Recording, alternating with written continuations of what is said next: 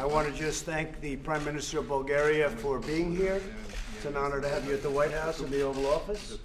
We have meetings coming up in a little while. You have your representatives. I have my representatives.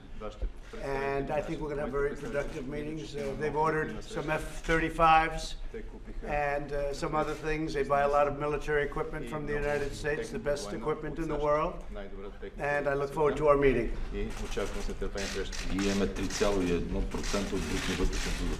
We have 3.1% of the national, 3.1% instead of 2, the membership requirement of NATO. That's very interesting. We'll have to think about that, yeah? That's very good. You should tell that to Germany. Right.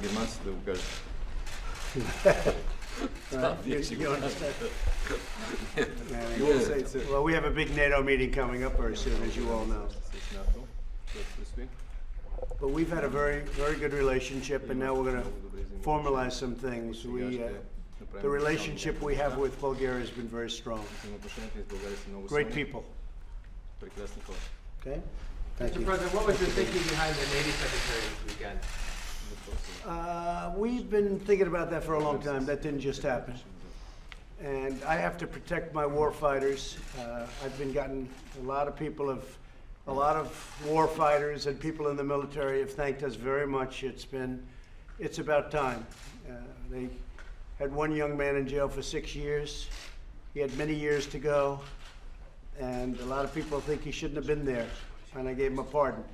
With Eddie Gallagher, you know that story very well. They wanted to take his pin away, and I said, no, you're not going to take it away. He was a great fighter. He was one of the ultimate fighters. Tough guy.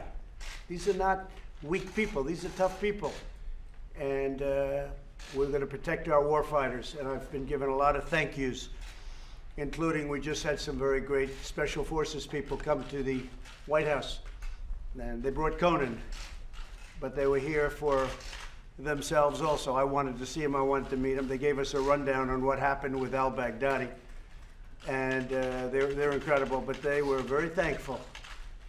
Somebody has their back, and it's called the President of the U.S., okay? We've got their back. Mr. President, Say it? Bulgarian media.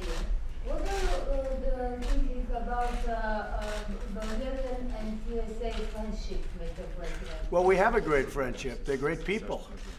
You have a lot of people from Bulgaria that are in this country, live in this country. They become citizens of the United States. And we're going to be talking about the visa program as per the request of your Prime Minister. But no, they're great people. We have a very good relationship. When we can start comments about the Navy Secretary and Lieutenant Colonel Vindman that you're disparaging members of the armed forces? No, I think what I'm doing is sticking up for our armed forces. And there's never been a president that's going to stick up for them and has, like I have, including the fact that we spent $2.5 trillion on rebuilding our armed forces. And some very unfair things were happening. You let Sergeant Bergdahl go. You let others go, including a young gentleman, now a person who President Obama let go, who stole tremendous amounts of classified information. And you let that person go. But Sergeant Bergdahl, we just lost another man who went after, you know, he died last week. He went after he was paralyzed from just about the neck down. And he died last week, going after Sergeant Bergdahl, trying to find Sergeant Bergdahl. So when you have a system that allows Sergeant Bergdahl to go, and you probably had 5 to 6 people killed, nobody even knows the number, because he left, and he gets a slap on the wrist, if that. And then you have a system where these warriors get put in jail for 25 years. I'm going to stick for our warrior. I will stick up for the warriors. Okay, thank you very much, everybody. The person I'm talking about is Chelsea Manning, by the way, if you had any doubt. So you have Chelsea Manning, who after Chelsea Manning was, I assume, pardoned by President Obama, Chelsea Manning went around and badmouth President Obama on top of everything else.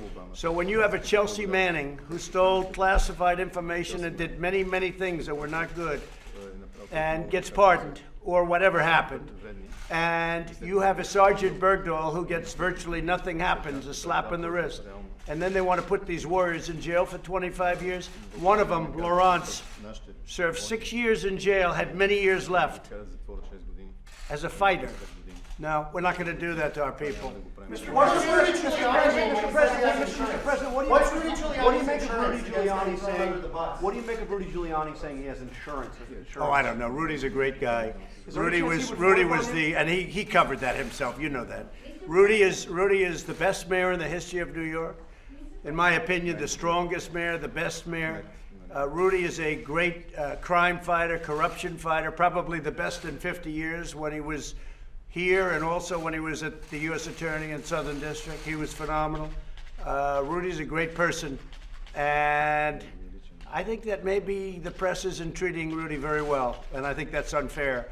But Rudy was a great mayor and a great crime fighter. Was he working on your behalf? Thank you very much. Thanks, everybody.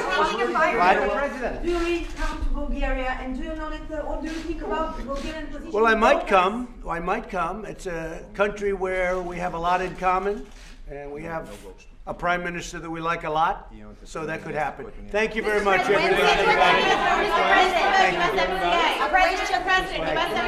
When we can travel without Mr. President. By the way, USMCA, I can't tell you, it's sitting on Nancy Pelosi's desk. Wait, When can I come here please, without visa? Please. USMCA, that's the deal, the trade deal, the great trade deal for the farmers, manufacturers, workers of all types, including union. It's sitting on Nancy Pelosi's desk. She's incapable of moving it. It looks like she can't. Everybody knows it's a great deal. She knows it's a great deal. She said it. She keeps saying she wants to get it done, but we're talking about many, many months. Sitting on her desk, no votes, and she doesn't have to help with the Democrats because they're going to vote for it, most of them. And I guess all of the Republicans are going to vote for it. But the system is, the way the system works, she has to put it up for a vote. And she hasn't wanted to do it because I understand a couple of the unions, AFL-CIO, they are asking her to hold it for a while because maybe you make Trump look bad, although I get a lot of votes out of the AFL-CIO, except for maybe the top, who I actually like, Richard Trumka, nice guy. But Nancy Pelosi should put it up for a vote because at some point pretty soon you're going to have Canada and you're going to have Mexico say, what's going on? Send the agreement back. Let's not make the deal. And I wouldn't blame them at all, and that's okay. We'll just blame Nancy. She's got to put U.S., that's United States, Canada, Mexico trade deal, a phenomenal deal for our farmers, for everybody. It's a great deal for our country. It replaces one of the worst trade deals ever made. That's NAFTA. So we have a great deal. She has to put it up for a vote. She doesn't have to talk to anybody. All she has to do is say, we're putting it up for a vote. Like immediately. And a lot of time is being wasted. But you're going to have Mexico and Canada pull it pretty soon. And if they do, it's her fault, not mine. We gave you a great deal. It's her fault. And got to get going. Got to get going. She's really traumatized. Thank you very much. Thanks, everybody.